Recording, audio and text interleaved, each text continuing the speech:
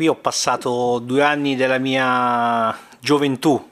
A 17 anni sono arrivato qui, ho vissuto dentro Milanello per 2 anni, quindi ricordi tangibili ancora ad oggi.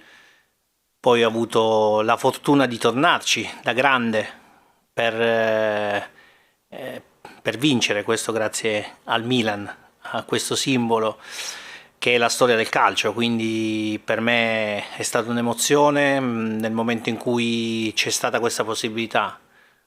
Non ho pensato a classifica, non ho pensato a categoria, non ho pensato a nulla, ho pensato che c'era il diavoletto lì che mi chiamava, che aveva bisogno, e quindi ovviamente sono tornato a casa, se vogliamo, per cercare di dare una mano al Milan, a questi ragazzi che hanno bisogno di risalire un po' la china per portarsi su. L'obiettivo di un under 23 di una squadra importante come il Milan, come quella che può essere quella della Juve e dell'Atalanta in questo momento, ce ne saranno future in alto, ovvio che nei limiti del possibile portare quanti più ragazzi in prima squadra. Questo è un obiettivo che anche quest'anno è stato ben centrato dal Milan, perché insomma hanno esordito tanti ragazzi, sono in pianta stabile con la prima squadra, quindi questo è il vero obiettivo.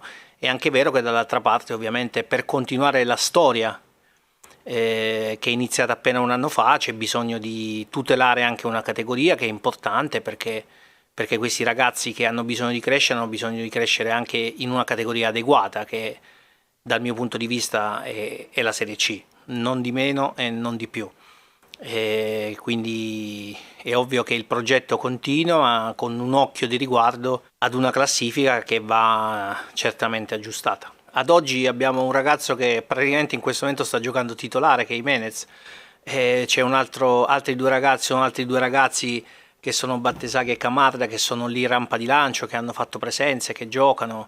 Quindi è questo il vero obiettivo dell'Under 23. Questi sono tutti ragazzi che hanno grande potenziale, grande talento, ma il talento, come sappiamo, va coltivato, e quale migliore passaggio è il confrontarsi con i grandi. Quindi io ho sempre sostenuto il fatto che nei settori giovanili importanti, come può essere quello del Milan, nel momento in cui ti misuri con i tuoi pari età in primavera, secondo me hai pochi margini di crescita, perché ovviamente sei una primavera importante e ti confronti con altre primavere che il più delle volte sono inferiori a te come qualità.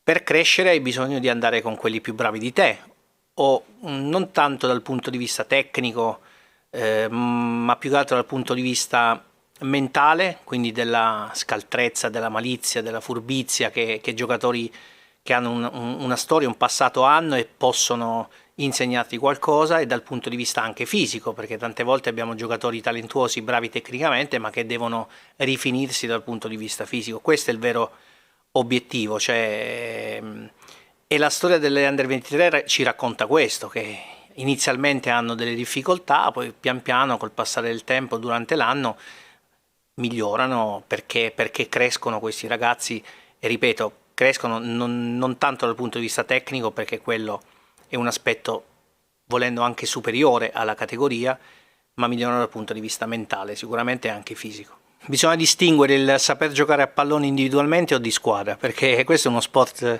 di squadra, si gioca in 11 più quelli che entrano, poi ci sono gli avversari, c'è un pallone, c'è un arbitro, e non basta giocare da soli, non basta essere bravi tecnicamente, non basta saper giocare a pallone individualmente, ma bisogna sapersi integrare con tutto il resto, con i propri compagni ovviamente, e ci vuole una certa armonia. Il saper giocare bene a pallone vuol dire essere armoniosi in campo, vuol dire avere un'identità, vuol dire saper attaccare insieme, vuol dire sapere difendere insieme. Quindi questa è una cosa che non hanno i ragazzi hanno il talento, i ragazzi hanno la tecnica, i ragazzi hanno le loro qualità, le loro skills individuali, ma poi dopo li devi mettere insieme, ma questo vale per tutti e in qualsiasi categoria. Più hanno un'identità di squadra e più è facile il raggiungimento di un obiettivo. Ma la speranza è in primis che, io l'ho detto anche ai ragazzi, non dobbiamo aver paura di quelle che possono non essere le nostre qualità tecniche, perché quelle sono indubbie, ma a livello mentale ti devi calare in quella che è la categoria, in quella che è la partita di domani. Paradossalmente sarebbe stato più semplice affrontare una squadra nelle prime posizioni perché magari hai meno da perdere. Domani è una partita importante, è la prima. Questi sono anche ragazzi, i ragazzi sono spinti anche dall'emotività, una partenza positiva potrebbe dare qualcosa in più dal punto di vista anche mentale, del credere in se stessi, ecco, e credere soprattutto in quello che si fa. È una partita importante per i punti, ma è una partita importante per tutto. Ma questa è la Serie C. In Serie C puoi vincere con tutti e perdere con tutti. Ogni partita nasconde le sue insidie, le sue difficoltà, ma la prima cosa è calarsi nella mentalità giusta, quella è la base di partenza. Poi se riesci a pareggiare quella che è la mentalità, allora dal punto di vista tecnico possiamo far emergere qualcosa in più.